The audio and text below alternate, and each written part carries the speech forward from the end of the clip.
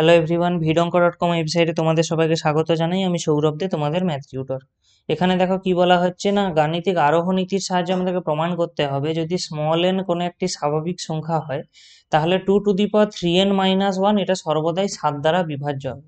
ঠিক আছে, তো আমরা শুরুতে pn একটা বিবৃতি ধরে নিচ্ছি। pn বিবৃতিটা কি বলছে না, 2^3n-1 এটা 7 দ্বারা বিভাজ্য।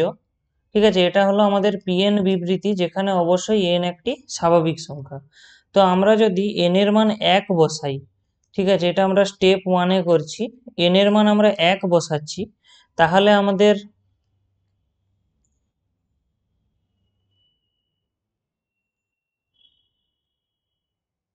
এন এর মান 1 বসালে আমাদের দেখো 2^3n-1 এর জায়গায় কি আসবে, 2^3 × 1 - 1। তার মানে এটা আসবে কত, 2³ - 1। আর 2³ মানে আমরা জানি কত, এর মানটা 8। তাহলে 8 - 1 = 7 পাবো। এবং আমরা জানি 7 অবশ্যই 7 দ্বারা বিভাজ্য হবে। ঠিক আছে, তাহলে আমরা কি বলতে পারি যে p(1) বিবৃতিটি সত্য। এটা হয়ে গেল আমাদের স্টেপ 1। এবারে আমরা চলে যাচ্ছি স্টেপ 2-তে। স্টেপ 2-তে আমরা ধরি m একটি স্বাভাবিক সংখ্যা এমন যে p(m) বিবৃতিটি সত্য। ঠিক আছে, এবারে দেখো p(m) বিবৃতিটি আমরা সত্য ধরে নিচ্ছি। তাহলে p(m) বিবৃতি যদি সত্য হয়, তাহলে আমরা কি পেয়ে যাবো না, 2^3m-1 এটা 7 দ্বারা বিভাজ্য হবে। এটা 7 দ্বারা বিভাজ্য, তাহলে এটা কি ইমপ্লাই করে, আমরা কিভাবে লিখতে পারি এটাকে না, 2^3m-1 7 দ্বারা বিভাজ্য। সুতরাং আমরা এটাকে লিখতে পারি 2^3m-1 সমান 7k, যেখানে k একটি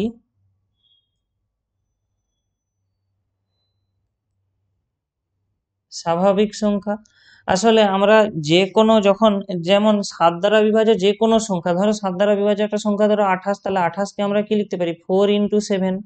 এই 4টা সেখানে একটা স্বাভাবিক সংখ্যা। একইভাবে 7 দ্বারা বিভাজ্য কোনো একটা সংখ্যা যদি 70 হয়, তাহলে আমরা তাকে লিখতে পারি কি 10 × 7, যেখানে 10 একটি স্বাভাবিক সংখ্যা। একইভাবে যেহেতু 2^3m-1টা 7 দ্বারা বিভাজ্য, সেই জন্য আমরা যে কোনো একটা স্বাভাবিক সংখ্যার সঙ্গে 7-এর গুণফল আকারে একে প্রকাশ করতে পারবো।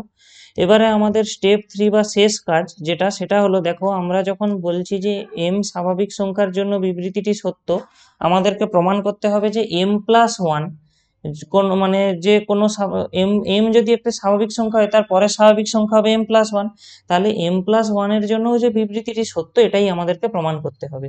এখন দেখো 2^3, তাহলে মানে p(m+1) যে বিবৃতিটি আমাদের আসবে, তার বাম দিকে মানে ভাজ্যটা কোন অংশটা হবে, তখন এখানে জাস্ট m এর জায়গায় m+1 বসে যাবে, বাকি অংশ একই থাকবে। এবং আমাদেরকে দেখাতে হবে এই অংশটা 7 দ্বারা বিভাজ্য, তাহলেই আমরা বলে দেবো p(m+1)টা সত্য।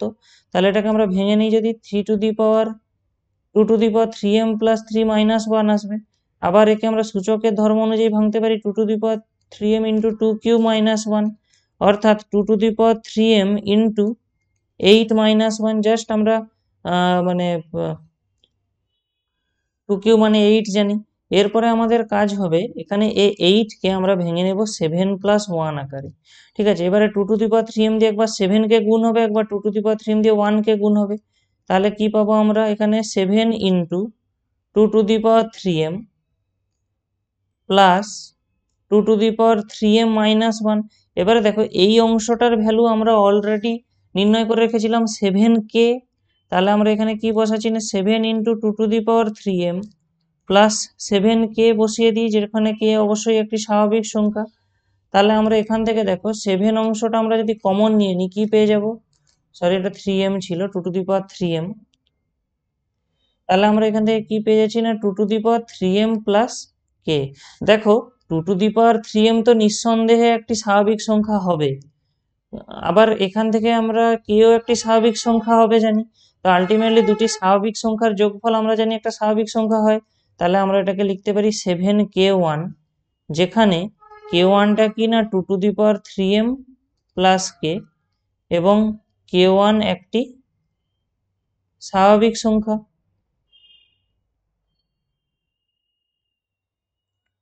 তো একটা জিনিস দেখো, আমাদের 7k1 এই ফর্মের যে সংখ্যাই থাকুক না কেন, যেখানে k1 একটি স্বাভাবিক সংখ্যা, সেটা সর্বদাই 7 দ্বারা বিভাজ্য। এটা সর্বদাই 7 দ্বারা বিভাজ্য।